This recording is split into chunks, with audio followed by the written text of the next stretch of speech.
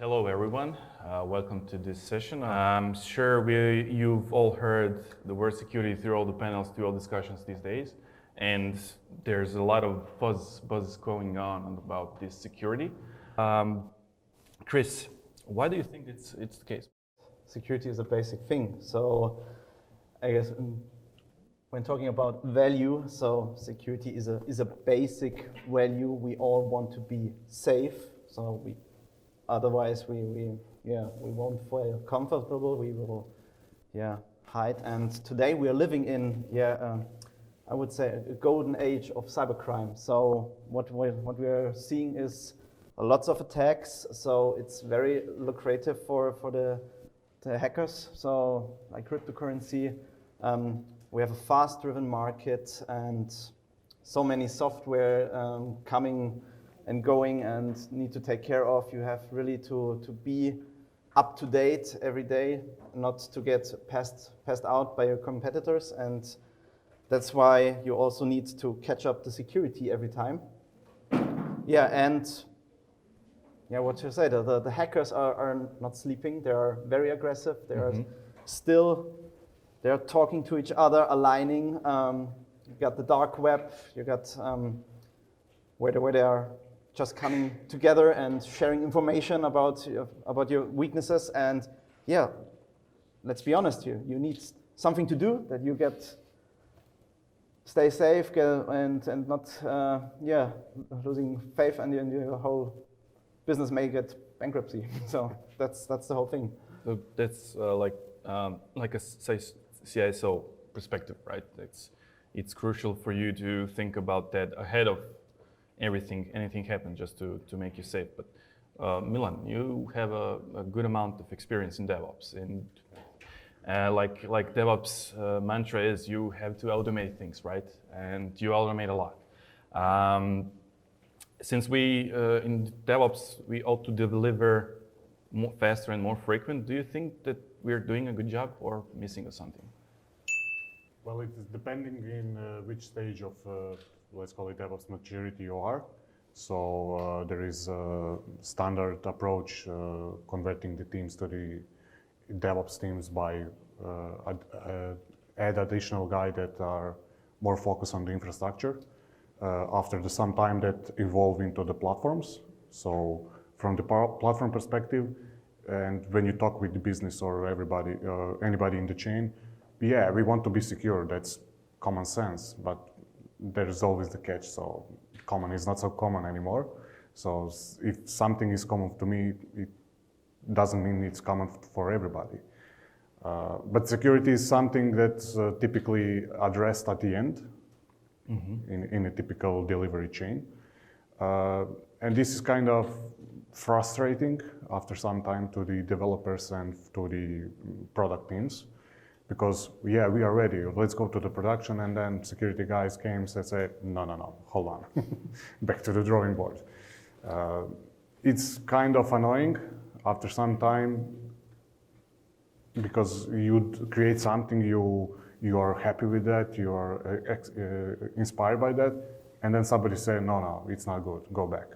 So the idea of how to introduce the security is just talk to them at the beginning. So they want to give you the inputs what you should do, and it should be transparent at the end. So at the first point, developers might be like, it's just another task that we need to do.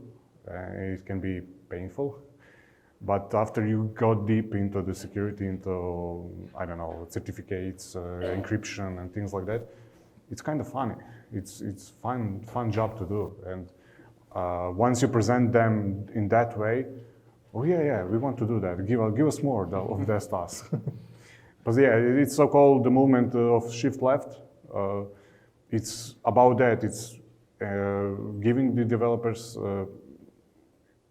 the education and information. What is that security? In the previous, it was always looked as a black box. So it's something that we need to fill some forms, and they will say, no, you cannot go to the production because of that. Mm-hmm. Let's refocus that. Let's bring that into the design phase, it's the easiest to change. Once you have a product and somebody says, oh, you need to rewrite everything, it's cost. It's additional cost that you don't want to do it. But in the design phase, yeah, scramble the paper and let's move on again. It's easy. So, Can I add here something? yeah, go ahead. Because I saw this pattern very often, so that at the end or before the go live, then you basically approach the guy. So I think this discussion is at the wrong place of the timeline, as you mentioned. But I often see one step then usually missing it all, which should happen as well in the beginning. And this is basically the discussion and the agreement, for the owners or for the product responsibles on what is anyhow our risk appetite. Because you said everybody wants to feel secure, but you can hire 1,000 people and work for 10 years on security. So you somehow need to put it into the what is it, weighing pen or scales, on what is at the stakes at all. So if you are a startup and you are funded for the next 2 months, maybe your biggest risk is to not get the customer versus getting a data hack. And I think this discussion is in many of the product launches not just on the wrong place of the timeline, but skipped it all. And then you end up in the end that you discussing weird requirements and nobody ever had a common understanding of what kind of how much we want to put into the scales when it comes to investing in security. So, thank you. It's just to add it up. So since they are both talking about that, we should talk about sooner about security and somewhat earlier in the development cycle. And there are certainly multiple vectors from which attack can occur, right? Chris, why are you so stiff? Why are you making those guys difficult to deliver? And why do you think there are any? Why are you the bad cop? Okay. Yes. Fun aside, but like I said, you have to talk about why do you think this is crucial? Because how do you know what things are important? How do you know when you're attacked, when you're targeted as a company? Why do you think that it's more important for you to stop the delivery because you are seeing what you are seeing that they are not seeing? Okay, there were multiple questions now in one. Okay, how do I know if I got attacked? So it depends on the attack. So there are attacks you know like DDoS attack. So now the requests are high on the server until it melts down. So there I can say I now have in my control center is a peak. There's a peak. So we need to have a look where it come from, why, and so on. But then there are also attacks that you do not know if it's that you are attacked. So like getting to the employees. So social engineering is, for example, getting more and more intensive. So and if you got socially hacked, so if somebody calls you because he scanned your whole profile out of social media, we got these cases in our company every day, and there it's really you don't know that you got attacked, and that's why I'm so crucial to sensibilize everybody. So please watch out, verify your contact, and not to get involved in such discussions or sharing information you shouldn't, because you were assuming it's another guy or it's a guy of the company, and and that's it. So you need the human being.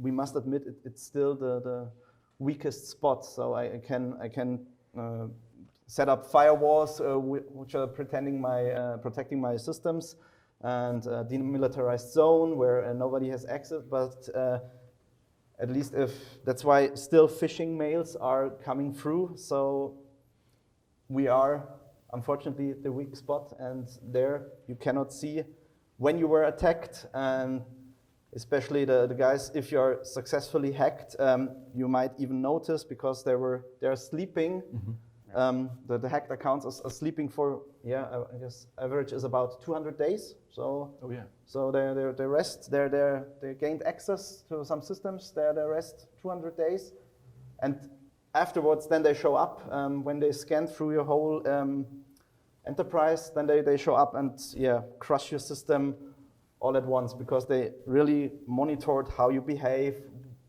what do you do, how do you secure, when is your backup processing. Like I remember a case of Marco Polo. So they got all the every Monday they got a backup, and then Tuesday to Friday nothing. So and the hackers were just monitoring. Okay, they back up every Monday, so they just were waiting. Okay, until it's green. So backup is done, and then they deleted it. And afterwards, then the big Bachmann attack, and you want to get back to your backup, and then you're missing. Oh, damn! They deleted it, and you have no access again, and that's it. So basically, you're very, very experienced in that area, that you know what to protect. But what do you think we're missing with Milan said education and just to communicate to the people, that to be aware of that. You've also mentioned dark webs, right? And I remember you last Sunday, 2 days ago, I think, or yesterday. I don't remember now. They're doing dark web scanning just to see if they're leaking the data, like you said, and waiting 200 days just to see what's happening. That kind of data, you said it yourself, it's employees' responsibility, right? And do you think that we need more education to the whole chain? Do you think that we need to somewhat talk more about, in general, about security in that area? With our employees, right? Yes. No, it's short answer yes, right? But long answer, please. Short answer yes, for sure. So long answer, you can start again with it depends. So it depends on the risk profile you're setting up. So in the first run, business should identify its assets, which they want to protect. Then after you got your assets identified, for example, if you take a carpenter, you may say, okay, his saw is a very important asset, but maybe the carpenter sees it's just a tool, and my asset is my knowledge. So you first need to identify what you want to protect, what is most important to your business, for you. And afterwards, then you can do some risk analysis. So there we got plenty of good examples. So especially in Germany, the legislation, so like BSI, so Bundesamt for Security and Information Systems, they got a big catalog of basic risks. So the foundation is really big, where you can then analyze and prioritize, okay, this risk I really see for my business, I want to cover, and then you can identify the measures you want to take again, or you're willing. So it's always, like you said, Stephan, it's some kind finding of balance. So how many money do I invest, and how, and what risk I'm willing to take? Yeah. So talking about weighing what to use. Ankelade yesterday said that they didn't want to invest time in their infrastructure, right? And Stephan, you're a product owner of a cloud-based banking platform. Please, can you tell us what was it for you, the same goal, moving to the cloud, just to leave out the infrastructure part? I mean, we moved to the cloud. Yesterday, it's not a cost-saving program. It's really like an enablement program for the delivery teams. And so my product, it's like a platform as a product. What we did, we have in our banking group like tens or hundreds of product ideas. They are launching or built up continuously in our group. So we're kind of operating 12 network units in Central and Eastern Europe. And what we did is all these like new modern applications, they follow somehow a similar pattern. So this backend for front-end architecture, we have some front-end talking about APIs to like microservice backends, maybe having additional resources for storage and state. And what we did is out of this whole experience, we developed somehow a blueprint for how such an environment should look like. And in the cloud, you can implement this environment as code. So everything, even the hardware or the data center setup, you can describe as code, and suddenly your infrastructure becomes a software product as well. That means our product is basically package of scripts, API calls, Python, CloudFormation, and any of the product teams who basically wants to launch a new product executes this package on the AWS API, and basically the environment is ready. So it's the main purpose is not saving money with that or kind of improving the security exposure. The main purpose is really like to accelerate the delivery, to reduce the time from business idea to first hitting the market. So when you're speeding up this delivery part and talking about that cloud infrastructure,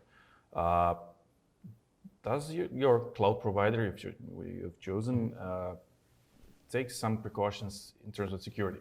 Because if you run your infrastructure, you have to think about a lot of other things. When running, you mean if they have access to the servers or not. But if you're in cloud, does that provider provide another layer of the security that you don't have to think about? Yeah, in general, the security exposure pattern differs to an on-prem setup, and the major cloud providers describe this model, how they separate the responsibilities on security with kind of a shared responsibility model. And in a nutshell, it's like the provider takes care about security of the cloud, and the customer takes care about the security in the cloud. Mm-hmm. So the cloud provider takes care that the physical security, or that the data centers, that all the managed services they provide, that they basically meet the security standards. And whatever you put then, or what you contribute, what you build, what you upload, what you store, it's then your obligation to take care about the security. Okay, you said, okay, your responsibility is to think about security on the part when you're delivering your software, your product. What do you find that is most critical to focus on from the security standpoint, from that perspective? Mm-hmm. You know, infrastructure, you don't think about it, but what are the critical points? What is many people think, if you basically have your stuff on the cloud, it's like you lower the level of security because of its internet and its bad US companies or whatever. I think you change it, and the cloud providers are in the business for a long time. They have big scale, and they offer you like features who have a different pattern in the weighing pan. So we thought about, or we talked before, a feature should be like bring something and cost something. And if the ratio is like, okay, it's like very cheap and it has a big impact, I will go for it. If a feature is very expensive to build and the impact is limited, maybe to not go for it. And the public cloud providers, they follow some of this mantra, secure the cloud with the cloud. So that means they bring themselves again into the game with kind of selling additional services. And to be honest, there are quite a lot of security services available, which are really like frictionless and cheap of use. So that means inside your weighing pans, you have a lot of options for like high impact features with very low price. In our pre-discussion at the breakfast, we just talked about the security belt in the car. Yeah. Nobody from us is taking the security belt because before he enters the car, he does some risk assessment on the potential crash scenarios. You just take it because it's cheap. It's for free and it takes literally 1 second. And the same you do in the cloud as well. There are options which kind of have a high impact. They are cheap. It's maybe just a checkbox. It's maybe just an additional click here and there. And you basically are in the process of securing the cloud with the cloud and basically having here, lowering your risk exposure in effect for the cloud. Yeah, it's like just to continue on that thought. When weighing what to do, what to pick from those those available services, security services. We've talked about, like you said, about seatbelt, if you use it or not. But if we think about like a company is a car, and I'm a driver, like who's driving that car, what could go south if we don't implement security good enough?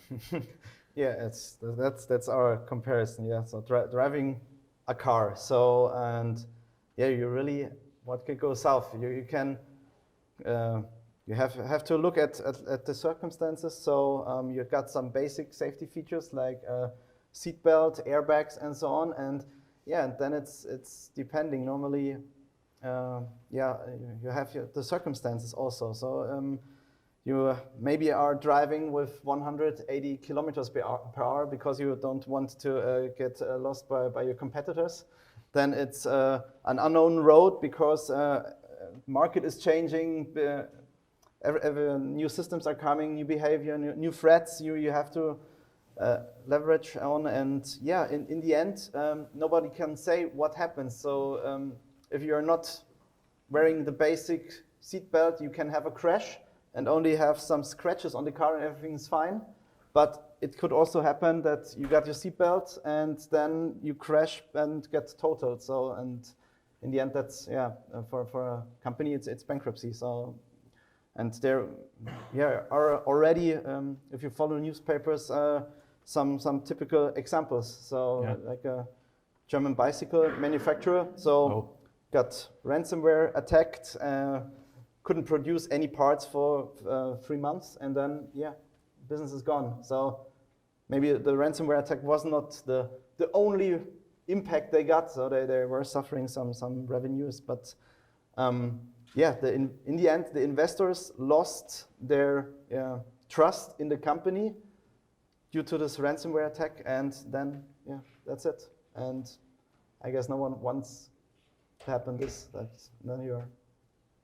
Yeah, it could, like you said, it could go unexpected, right? Yep. You can even have a seatbelt and get damaged, but those damage control scenarios are prevented with some kind of security in mind. Let's try to focus on software now. To paraphrase Uli again, customers are interacting with software. So since we deliver software to customers and customers are using it, if I were to build some kind of a product, where should I start thinking about security? When in that part of the cycle? You know, we talked about earlier that we should go as soon as possible to talk about it. But when we are building products, do you have any suggestion where should we start thinking about?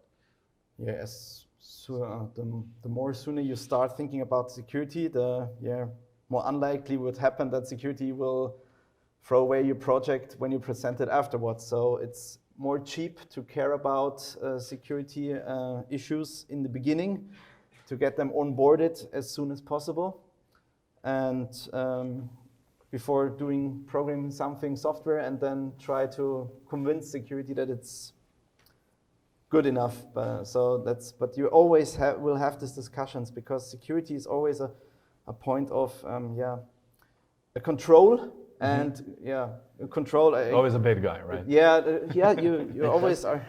Stop sign. You shall not pass.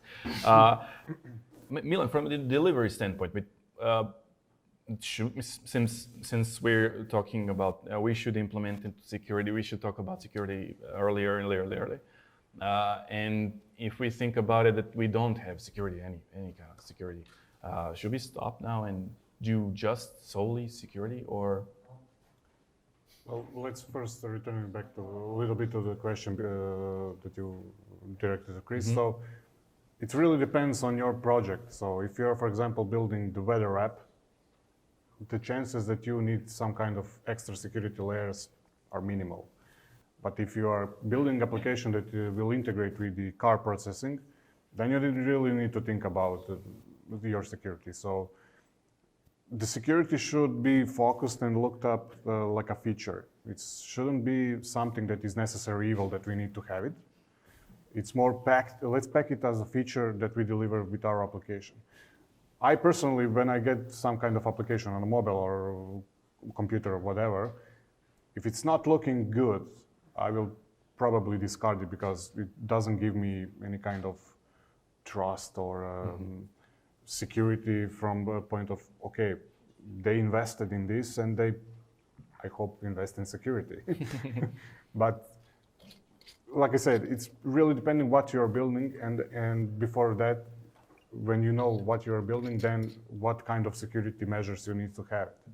So this is what Stephan mentioned. It's always a scale, and the good old triangle of 3 values and pick 2.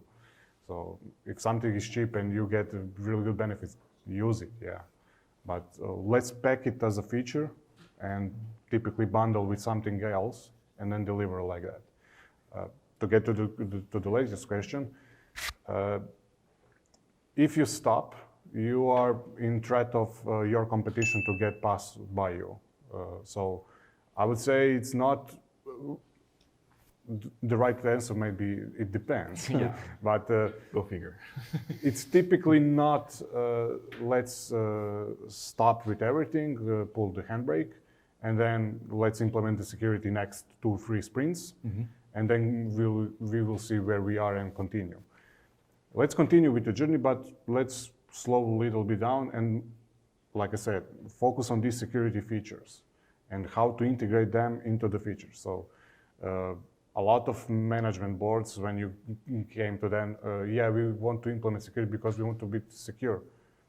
Of course, that's implied, yeah.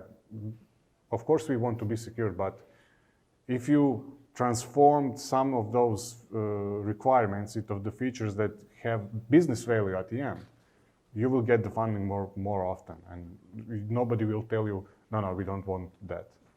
So, I mentioned security as a feature. It's a really nice wrap up about how we should think about security. And you mentioned talking a lot with management. Stephan, you probably had a fair amount of debates with management of what should or should not be implemented from the security perspective. I still do. But were there any pushes for management? We are all talking about we need to from some security team, from CISO, but are there many management pushes?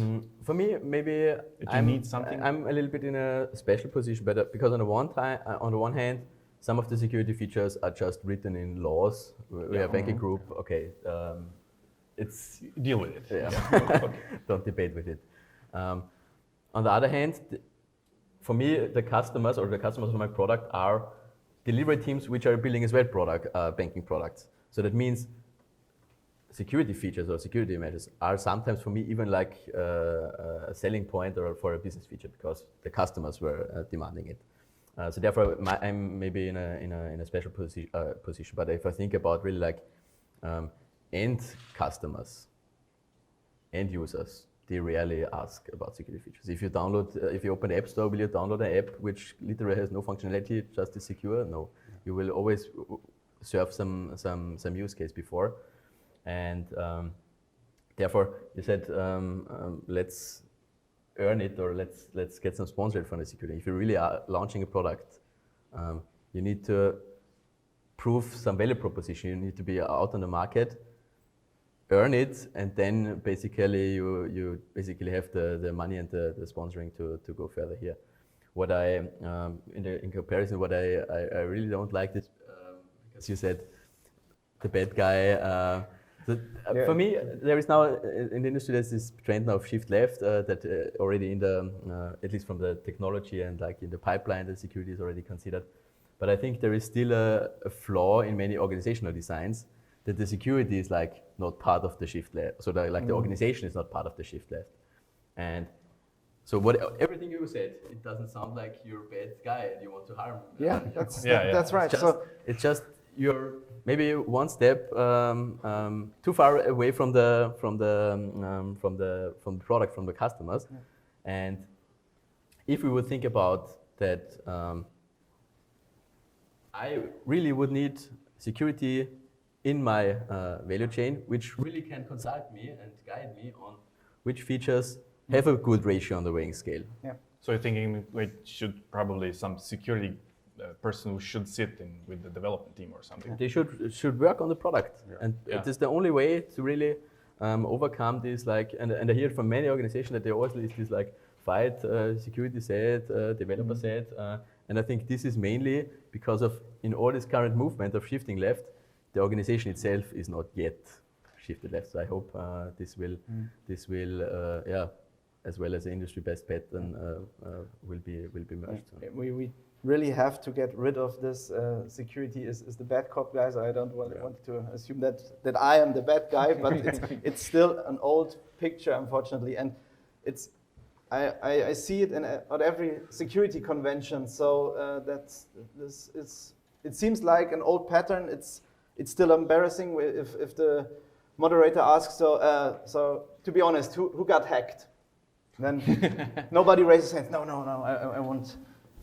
I'm not allowed to show myself. Instead of being honest, yeah, for sure I got hacked, or we all will get hacked, or maybe it already happened and the hacked account is just sleeping, and that's why we need to break up with these things and inbound security as soon as possible. We got so many tools and methods. So for code writing, you can code screening.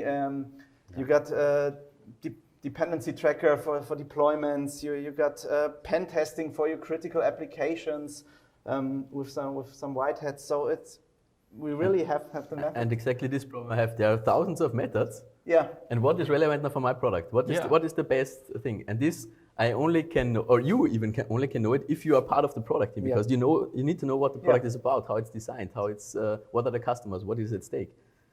I don't know. I cannot assess these 1,000 security measures. I just need a trustworthy partner who has the skin in the game and really can assess the situation right now. Yeah. I cannot read the whole day like through the security blogs. What are the latest? Yeah, things. we can have a list of 100. You said security patterns we should implement, but which one fits? Now, which one is relevant for mine? For my product, which has the best ratio in the weighing scale? Yeah, and the main problem is you have a lot of tools, like I mentioned, that will scan your code, verify your deployments. But what you do with those reports, you get those data, and what now? Okay, we implement the tool, we gather the metrics, and nobody looks at it. So, yeah, we have ticked the checkbox, we have code quality control, but nobody controls the control. Controlling the control, it would be too redundant. You've all mentioned tools, but tools that are used to scan or tell the level of the degree you're implementing security. But what about tools in the whole process of delivering products we are using, like something like ChatGPT and stuff like Copilot? Milan, do you use ChatGPT for do you watch out? How do you use it when you're doing your job? Trick question. Stop the recording first. We won't tell anyone. Good thing we are not recording. What's said here stays here, right?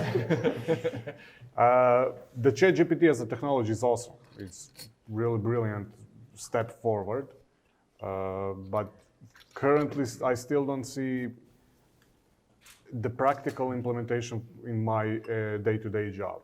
For some, let's call it useless jobs, writing mails and things like that,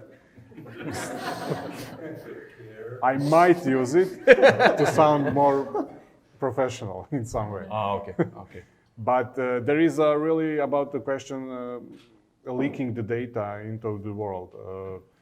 You need to be really careful if something that you provide to him is something that might at the few next months or something go back to you and make you the problem.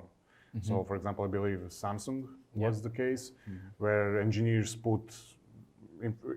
ask ChatGPT to solve something, and the competitors, I don't know how, but they somehow ask, okay, what Samsung does, and he'll tell him.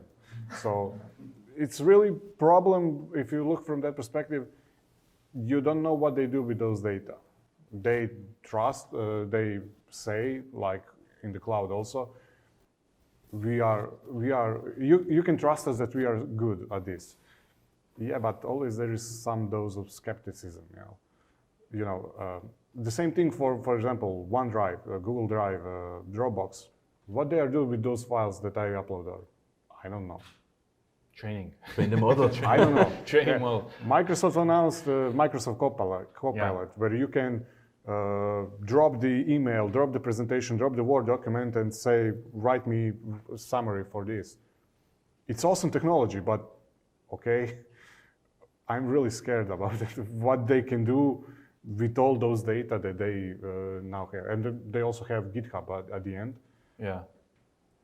It's a scary things that they can do. They provide some kind of confidence.